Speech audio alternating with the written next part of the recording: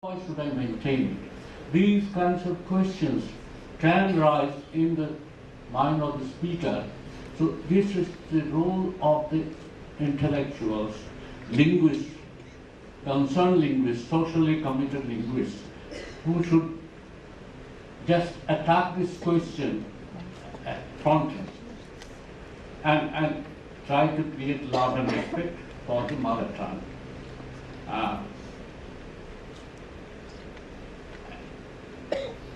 And there should be a kind of interaction, a kind of common bilateral relationship with the organizations which proceed to promote the mother tongues, also with the community. The community must cooperate.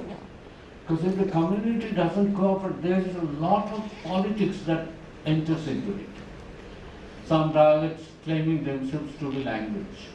Some languages claiming themselves to be dialects. Or the kind of thing is imposed on them.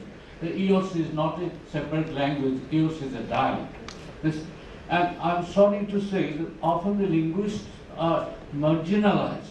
They are not, these decisions are taken by higher ups in the governments who have little exposure to linguistics, social linguistics. And linguists are often marginalized. This should not be done here. Linguists should be brought into the picture, their help should be solved, and I think this will be a cooperative effort between the governmental authorities and the linguists, and IMLI being the hub of the whole activity, so that all can work together to create a kind of atmosphere where the community of linguists, the community of governmental authority, they work together hand in hand. I think only then a kind of good beginning can be made for the preservation and revitalization of the so-called minority languages in Bangladesh. Thank you very much.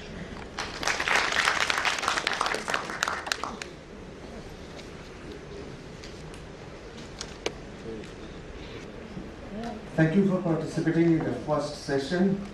Always tell participants are requested to go to the second floor of International Mother Language Institute for lunch.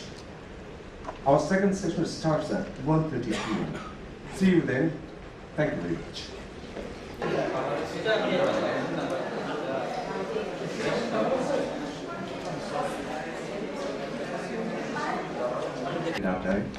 ভরে গেছে গাছটা আর আমি ডালের গড়ি শুকিয়ে রেখেছি খোকা তুই কবে আসবি কবে ছুটি চিঠিটা তার পকেটে ছিল ছেঁড়া রক্তের ভেজা মাগো ওরা বলে সবার কথা কেড়ে দেবে তোমার কোলে শুয়ে গল্প শুনতে দেবে না বলো মা তাই কি হয় তাই তো আমার দেরি হচ্ছে তোমার জন্য কথার ঝুলি নিয়ে তবেই না বাড়ি ফিরব লক্ষ্মী মা রাগ করো না মাত্র তো কটা নেই In the beginning of this session, we want to remember our great language martyrs of 1952. Honorable national and international participants, welcome to this shiny afternoon, to this session of promotion of multilingualism, scope to make International Mother Language Institute as a research hub. We are really grateful for the trouble you are taking, participating in the day-long session. We are really grateful. Now, we'd like to call our participants, our panelists, and our chairperson to the stage. Would like to request our chair, Professor Dr. Rafiqul Islam, Professor Emeritus, University of Liberal Arts, Dhaka, Bangladesh. Our panelists, honorable panelists, Mr. Ulf Goldman, former UNESCO representative to Bangladesh, Professor Probal Dasgupta, Director, Indian Statistical Institute, Kolkata, India, Professor Sadiqa Halim, Department of Sociology, Dhaka University, Mr. Prashanto Tripura, anthropologist, researcher, Dhaka, Bangladesh, and Dr. Shafiqul Islam, Director, Education Program, BRAC, Dhaka.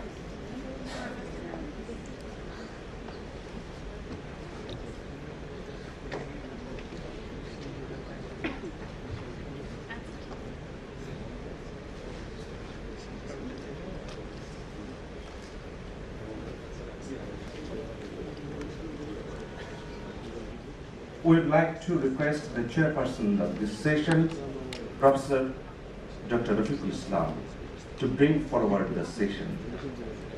Professor Dr. Rafiqul Islam. Thank you all. Now I think we can start the session.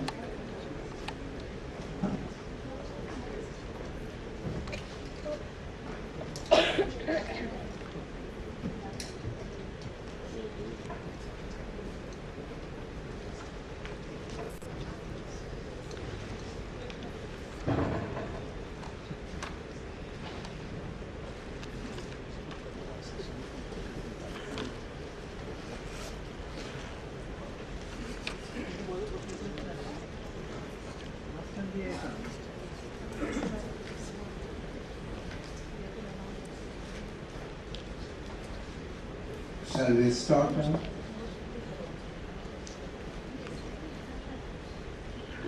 Take the first paper.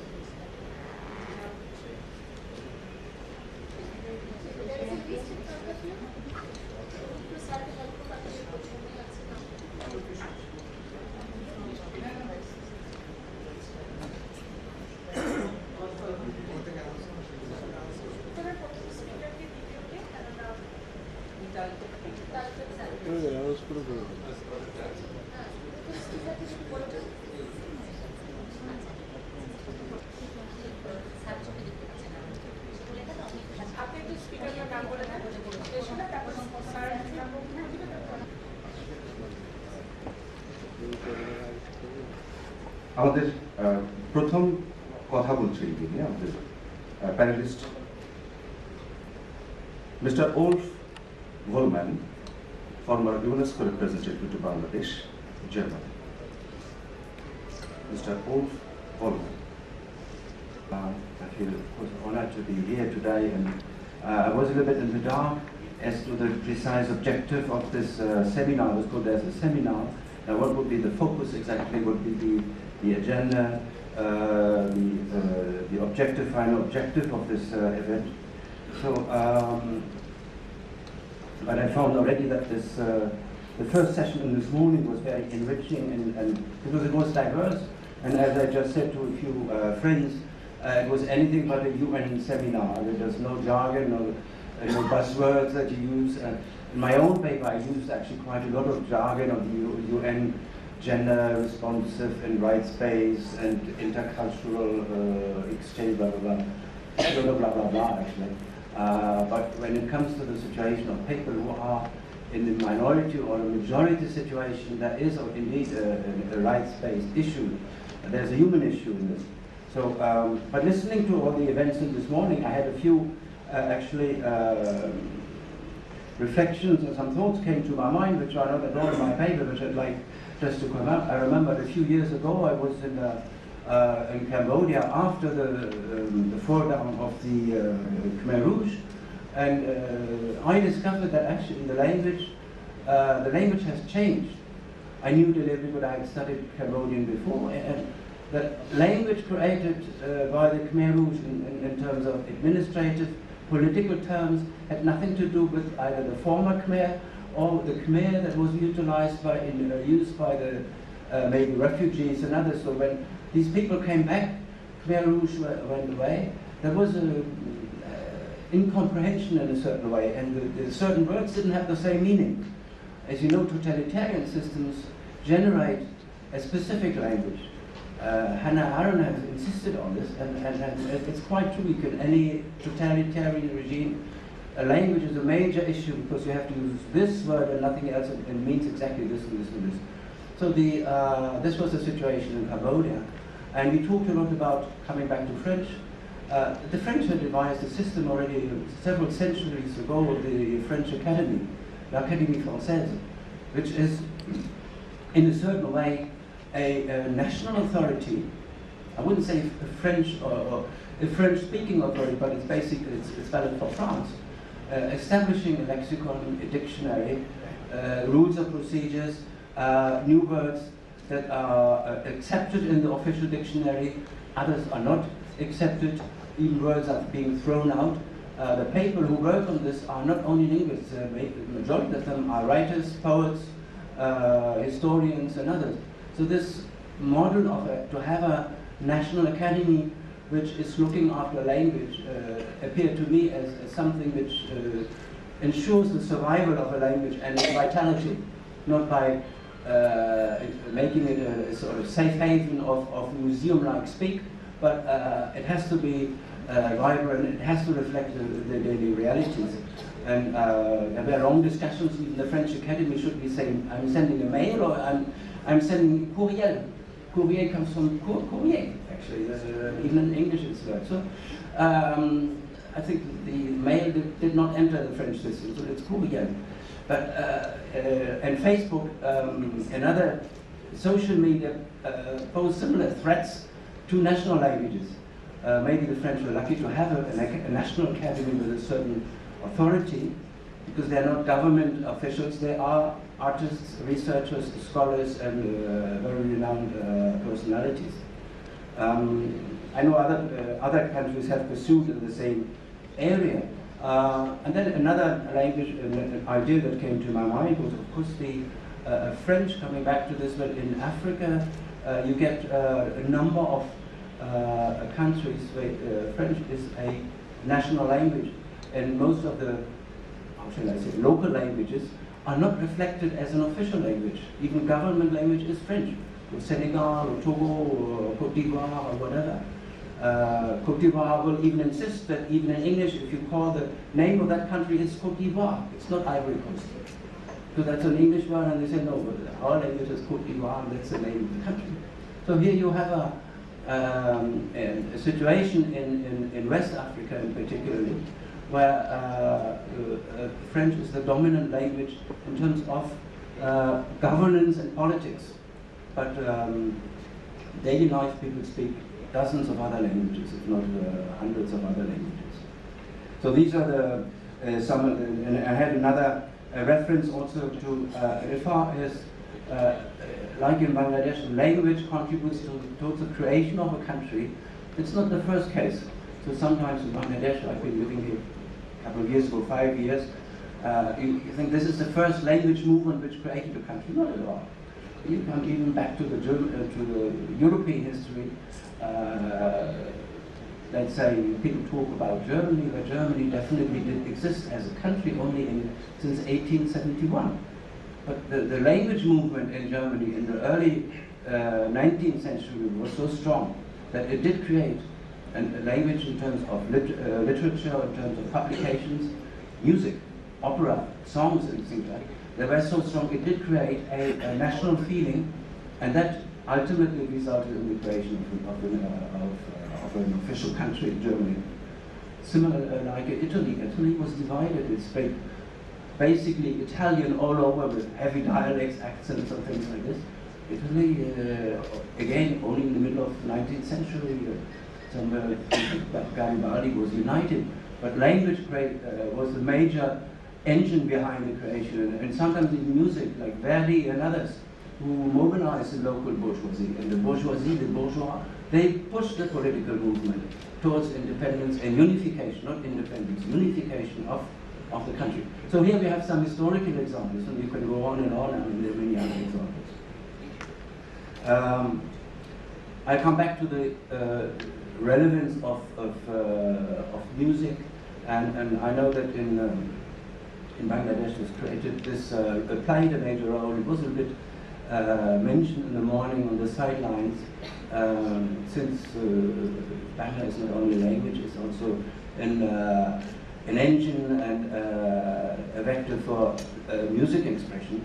You have very famous, not only singers, but composers, those who wrote music, and whose music is still practiced widely. I mean, Tagore, but even Tagore, you had Lalor, and you had many other people. these composers, musicians, or poets created a vibrant, how shall I say, language scene, where the language itself survived wars, colonization, and whatever, and it resulted finally in the creation of Bangladesh. But beyond that, those songs, this music, even after Nazrul, you get many others. You get the popular songs, Lok Shanti, you get local theatre. Language is always there. So it's not only a language, it's spoken, it's a song also. And, a language is not only a vehicle for expressing your, when you put it into music, it has a high mobilizing effect. Let me come back a little bit to this, I call it here, action plan, because we looked a little bit at the, wait a minute, let's see. Continue both languages, of course. The case, I think, in South Asia very often is at one point one switches in order to go the right way and advise other countries on effective and efficient and policies that work. In terms of music, in terms of songs, we have a thriving cultural situation which is not necessarily the majority culture. A living culture, music culture, and the mother language. If you look, that has been mentioned this morning, the publication in that particular language. If you look at the number of books published in Bangladesh, it's quite poor in Bangladesh. Very small number. Compare the number of people who live here. I looked at France. I have titles of 20,000 or 60,000 books per year. Titles, not books, on publishing and mother language. How far can you go? But even if the majority language, like mother language Bangla, but in English, but you still get some publications in Marathi or Gujarati or Hindi, not the same level now. Now this is just education, but I think here in this context of competing development priorities and the presence of majority or large languages, it's evident that mother language education is a safeguard for ensuring better and lasting quality of learning for all. So learning for all and mother language education is not exactly the same. There's a distinction to be made. So in learning for all, we have to look at smaller or minority languages, how to get them into the national context, so that these people also have access to learning and quality learning as well. And then with this step between primary and secondary education, of switching from one language to another. And I said we need this comparative research on relevant teacher training, curriculum development, primary development, strategies employed to link minority mother language with national majority languages. Then in my paper, which is a bit, I'm jumping from one point to another, I did insist on the gender issue, which has not been mentioned very much. Gender issue and mother language or minority language is a huge issue. Very often smaller languages or not so well represented at the national level. Those who suffer most are women and girls. So here again, they're excluded from mainstream education, they're even excluded from entering education, and their place often is assigned being staying at home. So I think that this would also be an opportunity for the IMLI to promote more research on gender education, or gender simply, and mother language education. Then I have the case here for statistics. Now the UNESCO has an institute, the Institute for Statistics, UIS, and the IMLI would be could be instrumental, would have a role to play here. To establish a robust set of tools of statistical data reflecting enrollments, completion rates, teachers and mother language education, etc. And by reading this just out, it comes to my mind that you need definitions. And hearing already in this morning, there is diversity of definitions, contradicting sometimes. The session is for 10 minutes.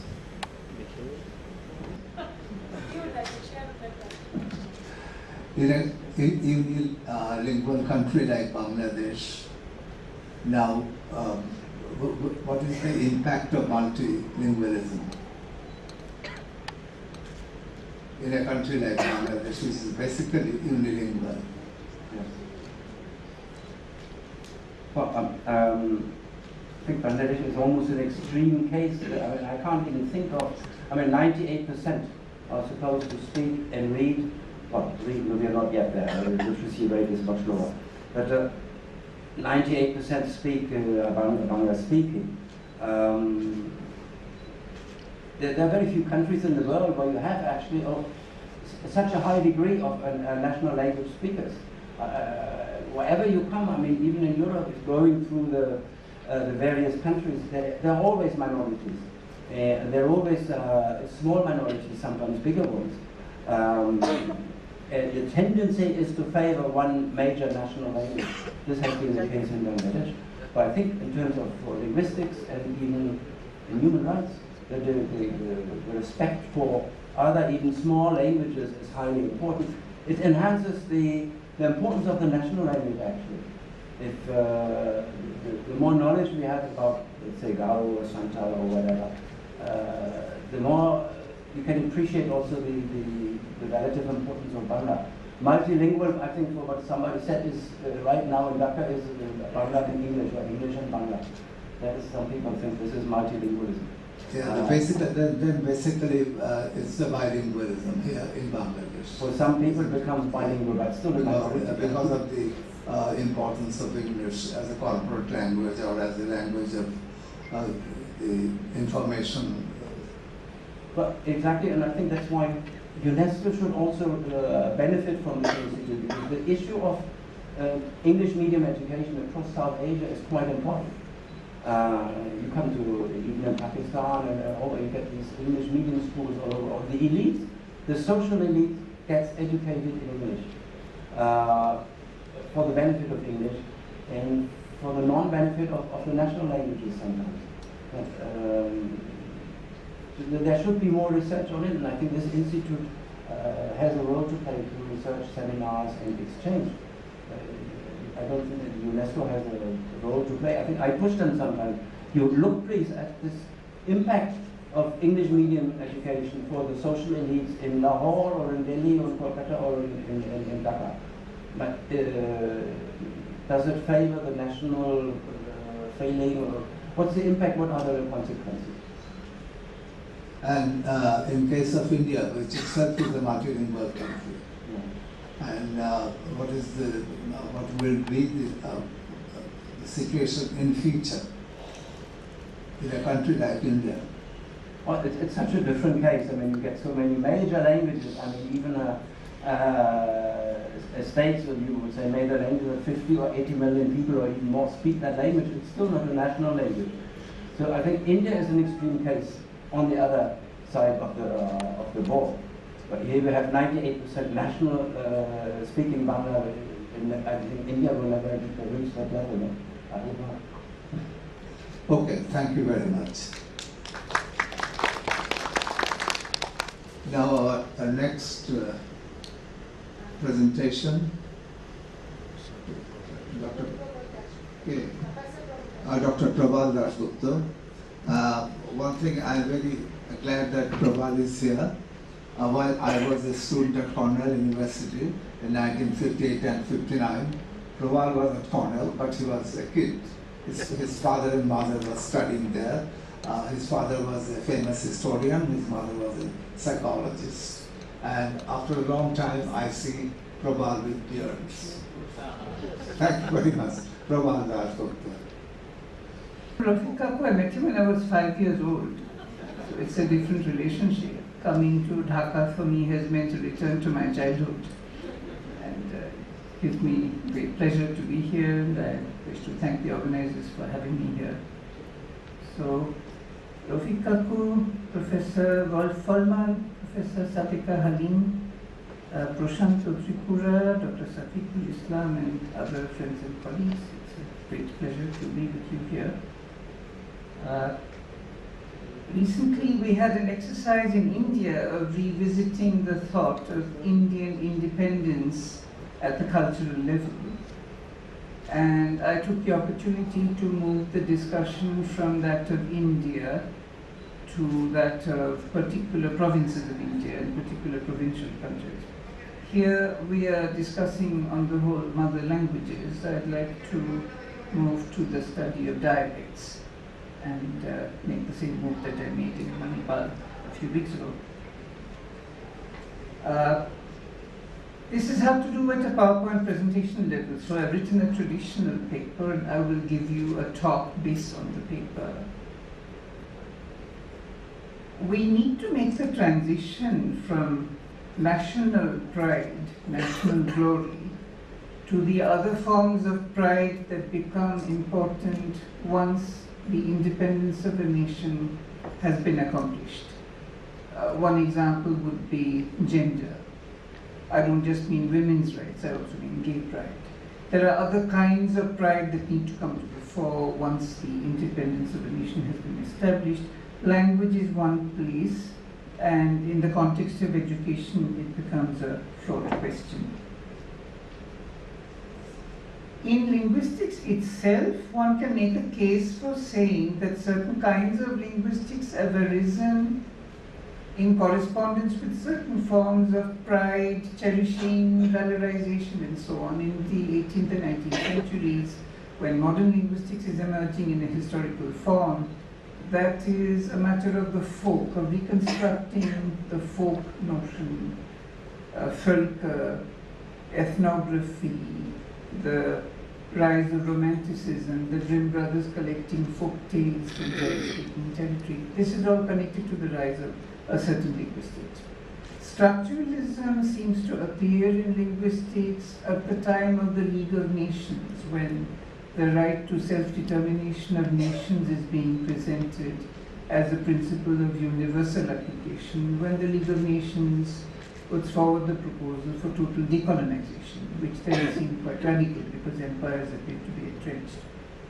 Linguistics, when it changes in the 50s and 60s in the direction of generative grammar and sociolinguistics, seems to correspond to the rise of human rights issues and a new human rights consciousness after decolonization had been taken for granted on the agenda, even though the actual implementation of decolonization still took a few more decades. It had not been completed by the time human rights becomes important. But I'd like to emphasize the changes in linguistics itself, corresponding to the changes in the models and idealizations in the social thinking of each period of the last 300 years. And I think in this context, we need to see that generative linguistics and sociolinguistics haven't yet revisited a crucial part of the doctrine of linguistic thinking.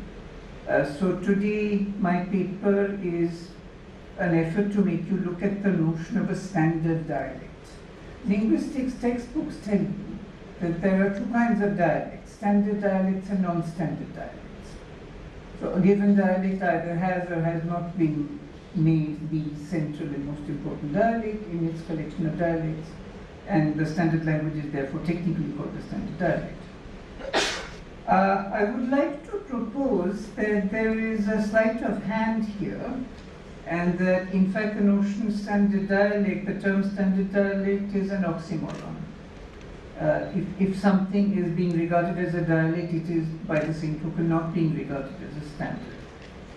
Now, if you wish to resist this, the point should be to do so in practice, not to simply have a term like standard dialect, which oxymoronically puts together two incompatible ideas and seems to make a political claim without in fact launching a political struggle. The political struggle in question is best considered in relation to an actual example of the speakers of a certain dialect who changed the sociolinguistic situation successfully, starting in the 1960s. And then I come to an example that several speakers today have already talked about, the case of Francophone Canada. I think all our conversations today return to French and to Canada. And even the German amongst us was speaking about French, because the German turns out to be a specialist on the Khmer language. So French is our common denominator for some reason. I don't know what's going on. The French-speaking inhabitants of Quebec province noticed under the Ancien Régime that Canada's Anglophone majority despised them across the language boundary, but that on the other hand, people in France found the provincial dialect of Quebec, which they call joual, phonetically and lexically bizarre and ridiculous. In the 1960s, while the rest of the world was watching television focused on the Vietnam War, the Francophones in Quebec launched a revolution of a new sort. History has called it the Quiet Revolution, la Révolution Tranquille. On one front, these revolutionaries were combating linguistic colonialism in the Canadian landscape, the battle for the French language against the Anglophones, a battle in which their ally was France.